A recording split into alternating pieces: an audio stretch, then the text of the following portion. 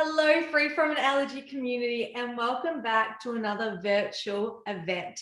I'm so excited to introduce Courtney Ralston, who I actually have not with me in my kitchen, but virtually. And she'll be taking us through a few different cooking recipes, which I'm so excited about. So we can test my cooking skills and see for you guys at home to actually cook along too. So thank you, Courtney. Thanks, Lauren. It's great to be virtually in the kitchen with you.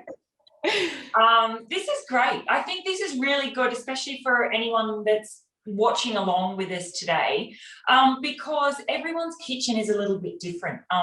And I think this is really good because if I just cook a recipe, then people's ovens are different, everyone's trays are going to be different sizes, everyone's vegetables are going to be a little bit different. So this is great. Your stuff's going to be slightly different to mine, and it's going to be the same when the members cook this in their own kitchen. So I think it's good. It's a really realistic way of showing people the way to do a recipe, but also adaptation in their own kitchens. So, yeah. But do you want to just share with us our first recipe? Because we'll be doing 2 recipes today. We're doing 2 recipes, correct. And I've got out of the hard work. We're actually doing recipes from the Stephanie Alexander Kitchen Garden Foundation, who Coles has been partnered up with, I think, for the last few years and is signed on for a few more years. It's a really fantastic foundation that's all about supporting kids in their kitchen gardens at schools. So basically, kids have kitchen gardens to grow, cook, harvest and share like real seasonal produce as part of their school learning. So I'm a really proud ambassador along with Coles for the foundation. So these are Stephanie's recipes. I haven't had to write them, as my apron suggests. In the kids in the background? Yeah, and these are great recipes for the whole family. Of course, they're great lunchbox fillers for kids. They're easy enough that kids can help the adults out in the kitchen if they wanted to, or even just be supervised by adults if they wanted to cook them. So our first recipe is a seasonal, I think Stephanie's called it a slice, but it's almost like a frittata, but we're putting some gluten-free flour into it. So it's, lots of eggs, lots of seasonal greens, leeks, really lovely, savoury flavours, cheese, of course, kids love a bit of cheese in there. And we're making this, of course, gluten-free for the Celiac Awareness Week, using some of the Coles gluten-free flour, which is a really easy swap out. So yeah, it's a really delicious one, and it's a great one. People can sub in whatever veg they have at home, as you would with a frittata. The second recipe is some seasonal fruit muffins. So we're going to both put our own twist on the second recipe, doing some really lovely muffins. I don't know any kid or big kid that doesn't love a muffin with their coffee in the morning or as an afternoon snack after school. So these are great recipes. Both can be eaten hot or cold. Both are for either snacks, or you could have this with dinner with a really lovely green salad. And they're great recipes for kids to get in and help out as well. Definitely. And both gluten-free as well. So perfect, like you said before, for Celiac Awareness Week. Yes. Yeah, I think it's really good. There's more and more lots of kids getting diagnosed with celiac, and it's, I think, particularly young kids, it can seem really like, oh, there's so many things I can't have, especially for young kids. So it's really great to be able to kind of show that there's lots of things that you can have, and try and get the kids to focus on the yummy, delicious, healthy stuff that they can have. Perfect. Well, let's get started. I'm really a huge chef today, so you tell me what to do and we'll get started. I'm not very bossy, Lauren, but I feel like the end of the recipe, I'll be yelling at you and you'll be yelling back, yes, chef. Like, I love it. Yeah.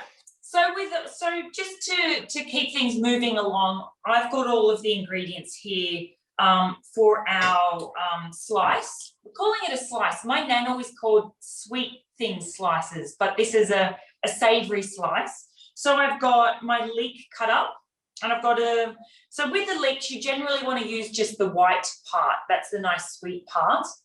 There we go. But I often I don't throw the green parts away. They're perfect to put in stocks and things, so keep them. And there is a couple of different ways you can cut a leek. I'm going to get my pan just heating up because the leek's the first thing to go in. So if you just want to get your pan heating up, Lauren. Perfect. And a little bit of olive oil in that one too. Correct. I've got some good extra virgin olive oil, a couple of tablespoons in there. So yeah, with a leek, one of the things is you can get dirt because it's lots of layers. It's like a big long onion. Sometimes you can get dirt down into those layers. So I find what is best is to cut the leek in half lengthways. And I'll because we're on a stand here, I'll bring it around. And then you can, I know, is that really close? You can then see down into the leek and see if there's any dirt in it. And That's you can such a good app, Courtney. just give it a it's one of those things, and then just give it a rinse. I've got my tap over here, and that allows any dirt to wash out of it. The thing is with this, it's a really quick thing to do, but if you get dirt in your slice, it's crunchy and it ruins the whole thing. It's like literally something that takes 20 seconds. So, and then if kids are cooking along with this recipe, the other good thing about that is you've got two flat surfaces. So instead of a leek that's wobbling around on your board, and the Stephanie Alexander Kitchen Garden Foundation encourages kids to get in and use knives and get used to that. So you've got flat surface with the leek, tucking fingers in, and then you can just run your knife through and the leek's not wobbling around. So leeks are in my pan with the extra virgin olive oil. And you want that on like a nice gentle heat. So you just want to hear it sizzling. Anything in the onion family, leeks, onions, garlic, all have natural sugars in them. If you think about how sweet onions get when they cook down, a lot of people don't remember that there is a lot of natural sugars in onions, leeks, garlic, and you don't want to burn them. So that's why you want that nice gentle heat, and you don't want any color. We just want to soften these down. So while that's happening, I was supposed to have everything chopped, but I left a couple of things because I thought I like to multitask as we're going. So we're using silver beets in our slice today. So I've got some stalks and leaves that have been washed. I have mine over here. Courtney, it's just 2 bunches in the recipe. My bunches were very big, so I have a lot of silver beets. Like a lot. I know, yeah, like that's just crazy. And I think the thing is, Lauren, as well, with the recipes for the foundation, they are designed for a classroom of maybe 20 kids to all get a sample. And also they're growing their own silver beet in the garden. So their bunch, for kids, a bunch is probably just a couple of leaves. But that's okay. Silver beet's full of iron. Your iron levels are going to go through the roof this month if you eat all of that. And silver beet, it does shrivel down though, doesn't it? It's going to cook. It's going to cook down. So if you want to put that all in, you can. If you want to keep it, it's delicious in a salad, just dressed with lemon juice, olive oil, a bit of salt. Give it a massage with some fish. It's really, really lovely. That's what I might do. I'll use some of it. We'll just see. See, this is why we cook together, Courtney, because you've got all the tips. Well, it's just, I think a lot of things with cooking, and you can't write it in a recipe. It's just, you've got to use your intuition a little bit. I've got my leeks here. You just want to soften them down. Yeah. And the same, the leeks will get smaller and smaller as they cook. I'll season with a little bit of salt, but we've got cheese going in this later on. So you want to hold back with your seasonings. If you're someone that watches MasterChef and chucks a whole handful of salt in, don't do it on this recipe because both the parmesan and the feta we're using are quite salty. I just roll the whole bit of silver beet up and run the knife through it. But if you think about this, you could use any greens that you have. I think 2020 was the year of cooks learning to use what they had at home and not wasting things and using up odds and ends. So you might have a couple of kale stalks or a couple of asparagus stalks. You know, any greens can go into this, basically. Okay, so is your leek getting nice and soft, Lauren?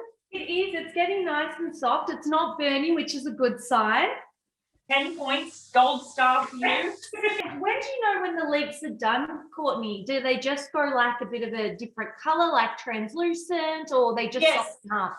Yeah, they'll start to go kind of see-through. They'll go clear. they'll go limp, and they'll have reduced down by about half in volume because they've got nice and soft. Yeah. But the trick really is keeping the pan on a medium low heat. You want to bring out the natural sweetness. So I'm just going to bring it in, and you can see we're getting nice and soft, which is when we know, they're getting nice and.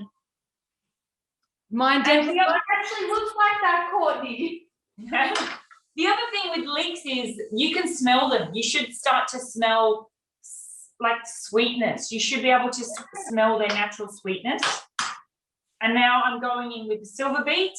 And same thing, the silver beet won't take long at all because all of this is going to go into our egg and flour mixture and then go into the oven. So it's going to cook more in the oven. We're just wanting to soften it down at this stage. Just while that's softening down, I've got some herbs as well. So this is really it's a similar filling to a spanakopita.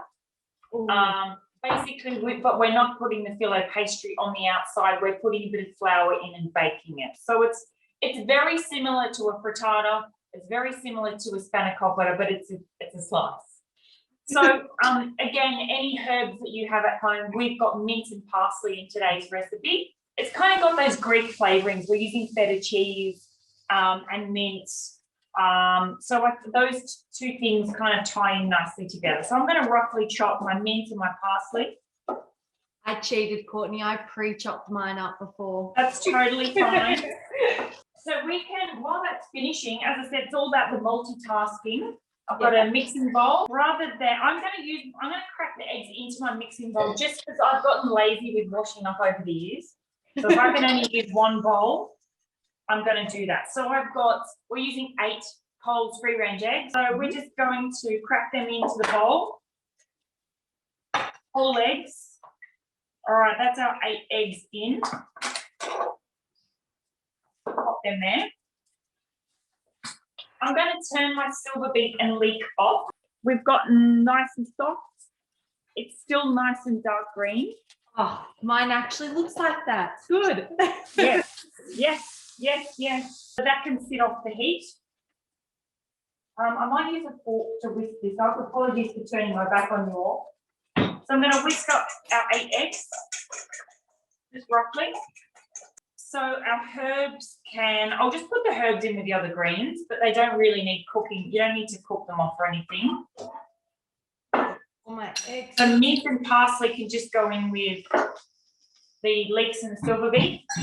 Oh, perfect. So pour the parsley and mint in. And we've got half a cup of low-fat milk. You can use any milk if you don't, you can get dairy-free milks and dairy-free cheeses. It's a little bit tricky with this one, but yeah, any low-fat or full-fat milk. So just half a cup. I find it easier to mix in with the eggs. We've got our Parmesan cheese.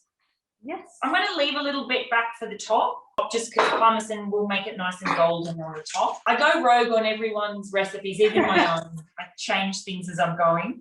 Some cracked black pepper. Now's probably a good time to put that in so I don't forget. We've also got some feta cheese. The best way to do it is to just crumble it in with your fingers. Any kind of odd bits of cheese that you wanted to kind of get rid of out of your fridge could go into this. It doesn't have to be feta and Parmesan. We've got to pop our flour in now. Yes. So it's 150 grams. And I know lots of our members watching today may not have kitchen scales. So basically 150 grams equates to 3/4 of a cup. So 100 grams of flour is roughly half a cup if you don't have scales. So then the 50 grams is half a cup. So we've got 3/4 of a cup of our gluten-free self-raising flour. That's a really good little trick, Courtney. Well, obviously I've got kitchen scales. I bought them to practice recipes before MasterChef, and I've probably never used them again since. That's a basic general conversion. 100 grams of flour equals half a cup. That can go in, and don't leave it sit too long, otherwise you're going to get clumps of flour. So we just want to work that through. Can you overwork it, Courtney, or not really? Not for this. I guess when you've got to be careful when you're making sponge cakes and things where you want them nice and light. But there's a lot more egg than there is flour in this. Yeah. So you can't really, I mean, don't go using electric beaters and whisk up your eggs or anything. That would be a souffle slice. Yeah. But yeah, you just want to mix it through. You want some chunks of feta in there. Perfect. And now we can pop in our leeks and our silver beet and our herb. So really, it's a really simple recipe. It's basically you've got your greens and this batter mixture, a really loose egg batter mixture. Mix it all together as you would with a frittata or anything else. So anything with egg, anything that's got cheese in it, I think kids are gonna love. And like maybe they can forgive all the green stuff. And like you said, Courtney, if you are dairy intolerant, there are so many different dairy-free cheeses you can get now, which is amazing. Yeah, you could just sub in some cashew cheese or some nutritional yeast as well. Has that lovely cheesy kind of flavour. All right, so that's our mixture mix. There we go. Perfect. So you want to get it all mixed in. You've got more silver beet than me, which is fine. See, two different people, but it will look different, but it still comes out very similar. It will come out similar. And it depends if you want it. You can always add more eggs in. Yeah. But yeah, this is like a kind of frittata omelette mixture. So I've got, this is my chocolate cake tin. Everyone's tins are going to be different. Yeah. Which is totally fine. Which also may alter people's cooking times of the slice. So this is where I say you've just got to use your intuition a bit, have a look in the oven. Because my tin is it's like a chocolate cake tin. Yeah. Yours is bigger, which is good because you've got a bit more mixture. Everyone's got to just adapt the timings to suit their tray. All we need to do now is to pour this in. Super easy. Quick trick with lining your tray, if you want to line it, is actually scrunch up the paper. And what that does is it makes the paper just sit into the tray easier. It doesn't try and bounce out. And then all I'm going to do is carefully pour this in. Got a rubber scraper here if you want to get all of the mixture out. The little bit of parmesan that I kept, just to make our top nice and brown. Beautiful, look at us go. Perfect. It's very, very, very simple. Give them the 30 minutes, we'll check. Mine might be a little bit longer because it's a bit of a smaller tray. So yeah, 200 degrees for 30 minutes. This is a great one. It's pretty quick cooking. The eggs, we're only got to set the eggs really. A quick clean down. And then we can make our sweet seasonal fruit muffins. And I reckon by the time we've got them ready for the oven, our slice will be done. All right. We'll be back. Okay, we'll see you soon. Okay, free from an allergy community, we are back. Our slice is in the oven, cooking away. Whilst that's cooking, we're actually going to take you through another recipe. So Courtney, what are we going to go through now? So we're going to make some seasonal fruit muffins. So this is, as the recipe suggests, and all of the Stephanie Alexander recipes, it really encourages kids or big kids to put their own spin on recipes and get creative with it. So where it says seasonal fruit, it's literally any time of the year, whatever fruit you like can go into these muffins. So I've got in front of me, Lauren, bananas and raspberries. So many ideas on what to do with this. Apple and cinnamon. We're just I took that one from you, Courtney. I know. Well, look, tried and true flavors. I feel like we've both gone for. Yeah. But this is a great recipe. The amounts are really easy to remember. It's a really basic gluten-free muffin recipe that kids can make their own flavors on, or husbands, wives, mums, dads, nan, whoever can put their favorite seasonal fruits in. So it's good. I like it. It's encouraging creativity. As per the recipe, because like the slice that we've just made, we got out of designing the recipes. These are Stephanie Alexander Kitchen Garden Foundation recipes. Stephanie tells us the first thing to do is 3 cups of our Coles gluten-free flour go into a bowl. Of course, you can use almond meal and coconut flour and things, but not everyone can eat nuts as well. So this is great. And then we're going in with a cup of sugar. I've got caster sugar. You could use brown sugar. You could use a coconut or rapara sugar. I'm pretty sure honey or maple syrup would work as well if people were wanting to have an alternative sugar in there. A tiny pinch of salt I'm going to put in just to help bring out the flavors in my bananas. This is not in the recipe. This is me going rogue again, Lauren. So actually, I do have a question about that one, Courtney. So because I got told in baking, if you just add like a tiny bit of salt, it brings out the flavor. Yes. So if you're using anything like cinnamon or vanilla, anything, it's like making a porridge. My mum always used to put a pinch of salt in her porridge. It's just something about that sweet and sour contrast. And it's not a lot. That was probably 1/8 of a teaspoon that goes in there. But it just helps bring out the flavor in kind of any spices that you're putting in there. So to avoid overworking the mixture later on and to make sure our sugar is evenly distributed, I just like to give the flour and the sugar a mix now. It just means we don't have all the flour sitting down the bottom of the bowl and we get clumps of sugar when the wet stuff goes in. So now is the fruit part of this. Yeah. And this is where people, like kids, can design their own, mum and dad can design their own, whatever you've got in your fruit. You might have a bag of raspberries in the freezer or a bag of mixed berries. People might have a tin of peaches and they can blitz them up in a blender and make a puree. You can use tinned or jarred fruit if you wanted to. I'm using banana because I love banana muffins or banana bread. So I've got about 3 small bananas here, or use 2 large ones if that helps people. And I'm just going to mash them up with a fork, just roughly. I don't mind a few chunks through the muffins. But you're doing apple, are you, Lauren? I did apple. So I actually graded mine because you don't want to see me try and grade, and no one needs to see that because I'm not the best grader. But I had some beautiful apples that I got off the tree at my nonna's. So she's given me these, and they're a mixture of just green ones and red ones. So I just graded them up beforehand. You've got extra special ingredients because it's homegrown on Nan's tree. Well, I was going to ask you, Courtney, if you are doing like peaches or pears and you're not grading them like the apples and you wanted to chop them up and make them chunky, would you stew the fruit first? I'd stew them really gently. Yeah, I'd dice them up. I wouldn't like fully stew them so they're breaking down, but I'd give them maybe 6 or 7 minutes. Say if you're putting 3 apples in your muffins, I'd probably stew 2 of them and dice or grate 1 just to give texture. So that is my banana mushed up. So I've got a cup of smushed up banana. These are my grated apple.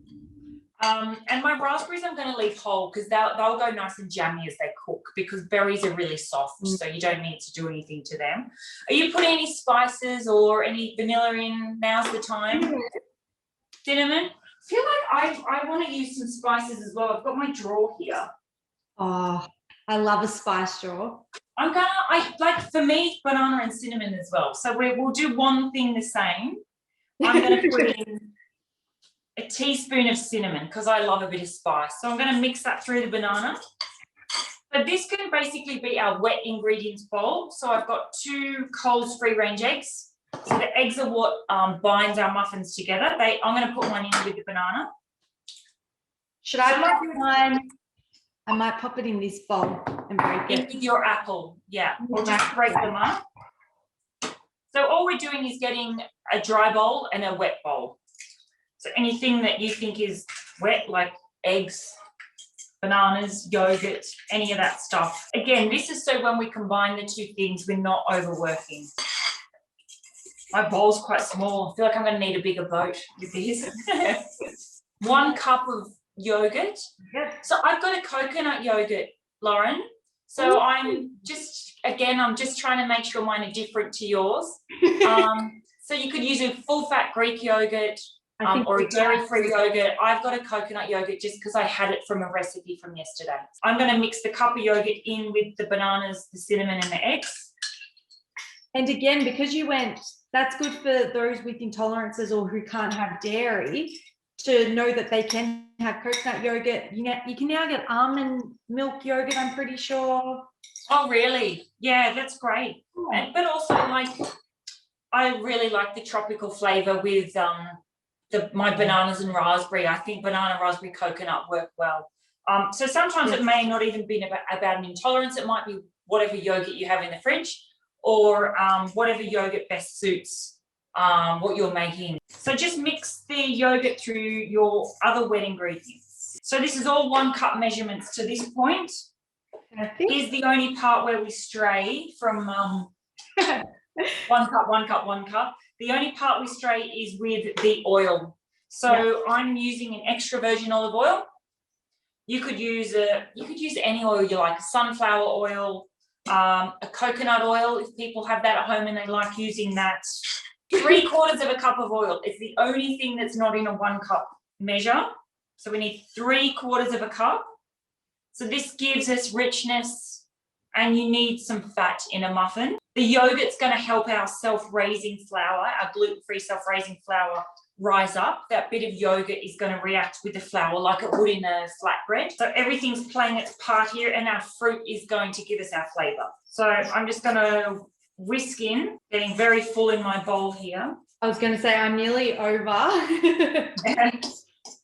And it's as easy as that. Like, we're obviously chatting through this today. Someone at home could literally knock this together in 3 minutes. So make a little well in the center of your flour, and then all you need to do is to pour your wet mixture into the dry mixture. I do have to ask you a question about that, Courtney. Why is it whenever people are baking, they always say do a wow? Is that just so it helps bind it all together, or? It helps to be able to mix. Like, you can mix from the center out. Do you know what really it does? It keeps your bowl nice and clean. Like, if you were making a pasta dough or something, it generally just keeps your, it stops like all the egg and stuff getting on the outside of the bowl. It just makes it easier. Also, with, like, when mixing this, you want to kind of start to incorporate the flour. So that's what we're looking like at this stage. I'm not going to put my raspberries in just yet because I don't want to mash them up too much. And yeah, putting that well in the center just allows you to gently incorporate from the outside in with the flour. Now, Courtney, if it's a little bit thick, so see how mine's quite thick, do you need to add some more oil, or this looks fine? So this is where your fruit's going to come into play. So mine is quite at a thick batter. Yeah. You can either pop in another egg, a little bit more yogurt. You can put in more oil if you want, but I would probably go in with, you could even put some milk, but I'd put an egg and a little bit more yogurt. But do you know why ours are different? Because my bananas, like when they're mashed, my bananas are probably got more moisture in them than your apples. That makes sense. Look, this is and it's the same with our last recipe. Mine cooked a lot quicker than yours. I've got a fan forced oven. Everyone's ovens at home will be different. And depending on what fruit people use, it's going to be different as well. If people are pureeing, say, tinned apples or tinned peaches, it's going to be quite wet compared to a grated raw apple. So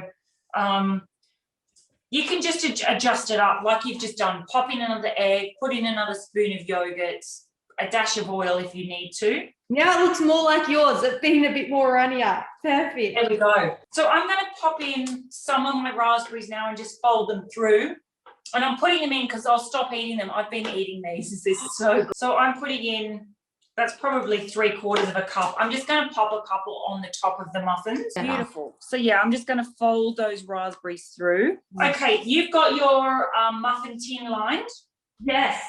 Something I prepared earlier, Courtney. Well, something, look, I've prepared. And again, this just goes back to everyone's got different stuff. I don't know why I don't have a normal sized muffin tin, but I've got this. It's called a Texas muffin tin. So they're big muffins. I think this is because I cooked for a football team. This is a Buddy Franklin size muffin that we're dealing with here. So mine will take longer in the oven. But I was like, I'm not going to go and buy a muffin tin because I think maybe some people will have these at home. Definitely use what you have at home. Yeah, some people may not even have a muffin tin. You could bake this in a tray and just cut it up. So if you don't have muffin tins, don't despair. You can just use baking paper. So I've just cut off a length of baking paper. You can just cut that into squares. Scrunch them up and then just push them down into the holes. And once you get a spoonful of mixture in, they'll just sit down. You'll end up with that. So they're just like homemade cases for anyone that may not have access to them. So all we've got to do is spoon this mixture in. Flour, that helps make them rise, doesn't it? Without having baking soda or baking powder. Yeah, so if anyone is making these and they've only got gluten-free plain flour, you can add in a teaspoon of gluten-free baking powder and a teaspoon of bicarb soda also if you wanted to. Okay, the difficult part, getting this into the muffin cases without spilling it everywhere. This is literally, I'm so messy. So we'll see how I go. I find the easiest way is with 2 spoons, a tablespoon, and then knock it off with the other spoon. I like your thinking. So grab a tablespoon and then use like the inside of the spoon to drop it in. Managed to do quite well. I've actually got it inside the cases. These are going to rise up a little bit, so allow a bit of rising room. Courtney, I think this was the perfect amount for me with these ones because they've all, some of them are a little bit bigger, but you get that. That's okay. That's, you decide who gets the bigger ones. That will be me. That's the good thing about being the cook. The cook gets to choose. So whatever fruit you're using, you might want to sprinkle some muesli, gluten-free muesli, nuts, coconut. You can decorate the top with whatever you want. You might want to put a sprinkle of cinnamon on yours, Lauren. It's you can free range it from here. I'll bring these over. I'm just checking the raspberries taste okay. They do. Just quality control. Here we go. So I've just put some raspberries on the top. Beautiful. Look at that. Yours are very neat. Very neat. Yes, I'm surprised. I think it's these patty cases that they held everything in. You're looking all Donna Hay on me there. So because our ovens were on 200 for the last recipe. Turn the oven down to 180. Cook these. Now, again, I've got a fan-forced oven and you don't, so mine may cook a little bit quicker. Mine may cook in 20 minutes. They're going to take anywhere from 20 to 35 minutes, depending on your oven. Everyone's oven's going to be a bit different. I also have gigantic muffins, so maybe mine will take longer. Keep an eye on them. Best way you can tell with a muffin is you'll start to smell, my house will start to smell like banana and cinnamon, and yours will smell like apple. Or you can test it with a little wooden skewer in the thickest part, and if it comes out clean and not still gooey from batter, then they're done. So we're going to clean down again, pop our seasonal fruit muffins in, and then we'll come back with our feast, will we, Lauren? We'll come back and show everyone how these all look. We'll do the big reveal to you guys. So we've got the slice, which will be coming out of the oven now because that's about done. Courtney's has already come out, as she mentioned before, different ovens, different cooking time. So just keep that in mind. Yeah. Muffins will go in, and then when we come back, we'll show you the muffins, the slice, and then we're done. Beautiful. I'm excited. We'll see you soon with muffins. Thank you. Welcome back, Free From an Allergy community. We have the final pieces of both our dishes, which I'm super excited. Mine actually did turn out not too bad, Courtney, so I feel like I did you well. I didn't fail you. I think you're underselling yourself by saying not too well. Yours look fantastic. A successful day in the kitchen. Look at these muffins. I'm going to come around and do a close-up. I've been doing them all day. We'll compare. Oh, beautiful. So nice and puffy. They're still very hot. These were in the oven a little longer than the 30 minutes. Yeah. Yummo. But yeah, the raspberries have gone nice and jammy, and silver beet, leek, and feta slice. That's the official name. Has had time to rest, so I'm going to look. I'm all about the reveal with these recipes. Brown on top, and that is I think the cross section. If you know, I think that's the word. The official word is the cross section. But look, it's really easy to cut up into. You've got a mega one there. Yeah, this is actually pretty. I did have a lot of silver beet, Courtney. I know. But look, you can cut it up into cute little squares. You could have a nice chunk of it with a green salad for dinner. But this is perfect, like kids' lunch boxes. It'd be rude not to try, please. Yeah, actually, I don't know why it's taken me so long to try some, to be honest. The smell. It's really good. Sweet leeks, salty feta. I'm talking with my mouth full. Oh. It's really delicious, really lovely, quick and easy, savoury slice. That is yummy. It's yummy. Why would you stop at one piece? Perfect little balance. Is a great way of getting some veggies into a recipe. It's a nice, easy one for kids to help make. It's healthy, it's gluten-free, which is great. And as I said, it's a really good recipe to have in the house as a snack, a lunchbox filler, little afternoon snack. It's one of those recipes, and it's a good one to use up lots of stuff that you've got in a crisper. So ticks a lot of boxes. And so quick to make as well. Obviously, we were talking whilst doing it, so it might take someone quicker. I could talk the leg off a chair, Lauren. So people will be able to make this much quicker. And I mean, I've always said, if you've got a warm cake or a warm muffin in your house, don't deny yourself eating it while it's hot. I mean, mine are literally just out of the oven. Mine are like burning hot. They're burning hot. This is like going to possibly take the roof off my mouth. But I want to bring it over and show people, like the gluten-free flour. It's still like nice, and like it's just soft, and it smells like banana, cinnamon, raspberry, and like it's piping hot. But I want to show people just how light and fluffy and hot that still is. I know your game. I'm trying to, but I'm burning my fingers right now. But you can tell it is so light and fluffy. Yeah, light and fluffy. And I think that's the thing with gluten-free cooking. Like, you don't want to make a gluten-free muffin just because it's gluten-free, but it's as hard as a rock. Like, I think as I mentioned, like, I love to focus on what people can have and can enjoy, and you can make really lovely pizza bases and focaccias and muffins from that gluten-free flour. Oh my gosh. You wouldn't even know it's gluten-free flour. Like, I cannot believe how spongy this is. It's so spongy. Yeah. The outside is crunchy. I mean, me and you are just eating now. The outside is really crunchy, and the inside is soft, and that's what you want. Really delicious and simple recipe as well. As I said, those measurements, all 1 cup. Yeah. Except for the oil. And let kids pick their own flavor pairings. It's a great place to start to let kids put their own spin on recipes. They're more likely to eat it as well if they've had some input into the creative side of the recipe. They're both winning recipes. Well, I need a cup of tea and I'm complete. I'm happy for the afternoon. thank you so much, Courtney, for sharing these 2 recipes with us.